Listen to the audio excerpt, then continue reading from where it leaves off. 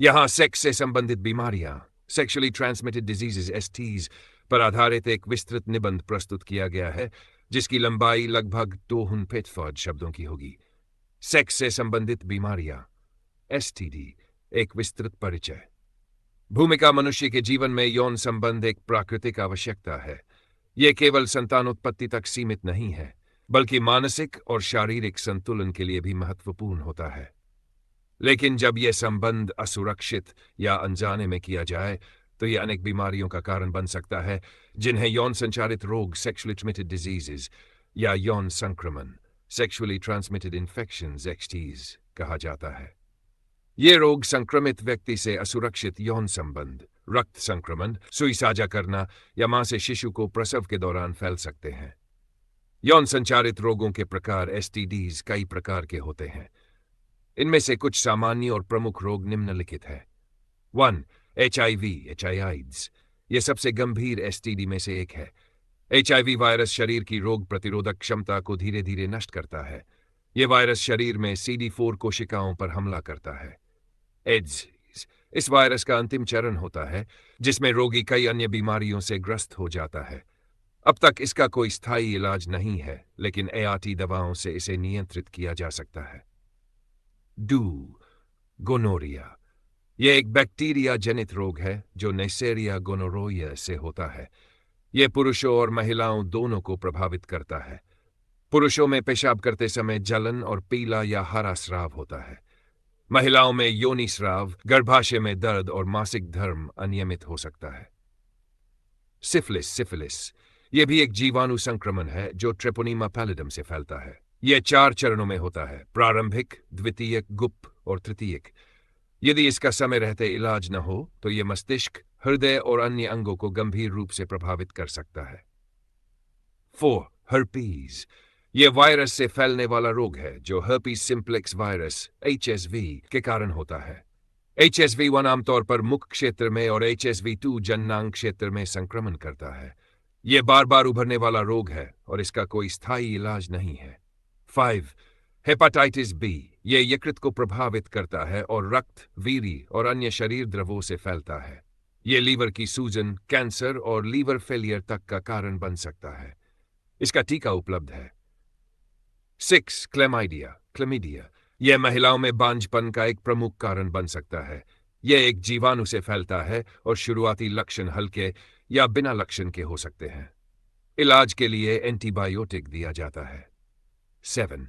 HPV, human papilloma virus. यह एक virus है जो त्वचा और जननांगों पर मोर्ट्स का कारण बनता है। कुछ प्रकार के HPV से गर्भाशय ग्रीवा का कैंसर भी हो सकता है। HPV का टीका उपलब्ध है जो 90% से अधिक मामलों में सुरक्षा देता है। संक्रमण के प्रमुख कारण: असुरक्षित यौन संबंध, संक्रमित व्यक्ति के साथ यौन संपर्क, संक्रमित रक्त का आदान प्रदान, संक्रमित सुई या उपकरणों का उपयोग। मां से बच्चे को जन्म के समय या स्तनपान के दौरान लक्षण: यौन संक्रमण के लक्षण अलग अलग हो सकते हैं, लेकिन सामान्यतः ये लक्षण देखे जाते हैं: पेशाब करते समय जलन, जननांगों में खुजली या जलन, असामान्य स्राव, सफेद, पीला या हरा, जननांगों पर छाले, फोड़े या मस्से, शरीर में दर्द, बुखार या थकान, मासिक धर्म अनियमित, नपुंसकता या बांझपन। एसटीडी का प्रभाव: 1. शारीरिक प्रभाव: बांझपन, यकृत या मस्तिष्क को नुकसान, हृदय रोग, प्रतिरक्षा प्रणाली की क्षति, बच्चों में जन्मजात विकार। 2. मानसिक प्रभाव: चिंता और अवसाद, आत्मग्लानि और आत्मविश्वास की कमी, सामाजिक अलगाव। 3. सामाजिक प्रभाव: विवाह संबंधों में तनाव, समाज में बहिष्करण, नौकरी या शिक्षा में भेदभाव। एसटीडी की जांच और पहचान: एसटीडी की जांच निम्न तरीकों से की जाती है: रक्त जांच, HIV, सिफिलिस, हेपाटाइटिस के लिए; पेशाब जांच, क्लेमाइडिया और गोनोरिया के लिए; जननांग स्राव परीक्षण, शारीरिक परीक्षण, पैप स्मीयर, HPV और गर्भाशय ग्रीवा कैंसर की जांच। एसटीडी का उपचार: एसटीडी का इलाज उस बीमारी पर निर्भर करता है। 1. बैक्टीरिया जनित बीमारियां जैसे सिफिलिस, गोनोरिया, क्लेमाइडिया एंटीबायोटिक दवाओं से ठीक हो सकती है।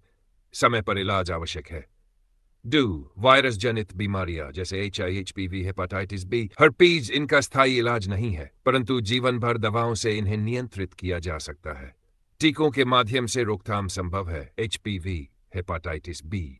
रोकथाम के उपाय: सुरक्षित यौन संबंध बनाना, कंडोम का उपयोग करें, केवल एक विश्वसनीय यौन साथी के साथ संबंध रखें।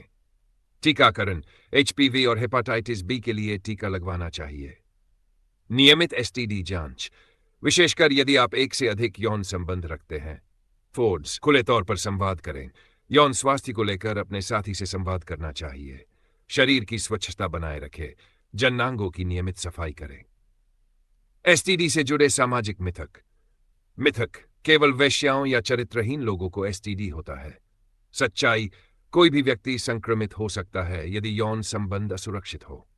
मिथक: कंडोम पूरी तरह से एसटीडी से बचा लेता है।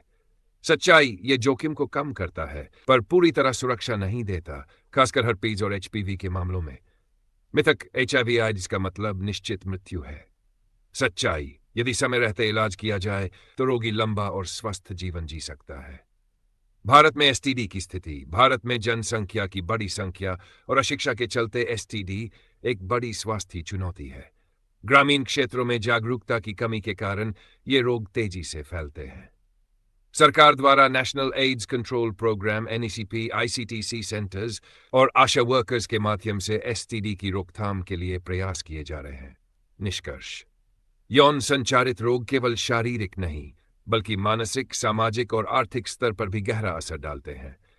इनसे बचाव केवल जागरूकता, सावधानी और समय पर जांच और इलाज से ही संभव है।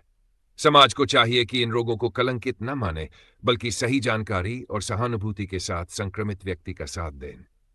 शिक्षा, टीकाकरण और सुरक्षित यौन व्यवहार को बढ़ावा देकर ही हम एसटीडी मुक्त समाज की दिशा में आगे बढ़ सकते हैं। यदि आप चाहें तो इस निबंध को पीडीएफ या वर्ड फॉर्मेट में बदलकर प्राप्त कर सकते हैं। क्या आपको यह लेख किसी विशेष फॉर्मेट पीडीएफ डॉक्स में चाहिए या किसी विशेष एसटीडी के बारे में और जानकारी चाहिए?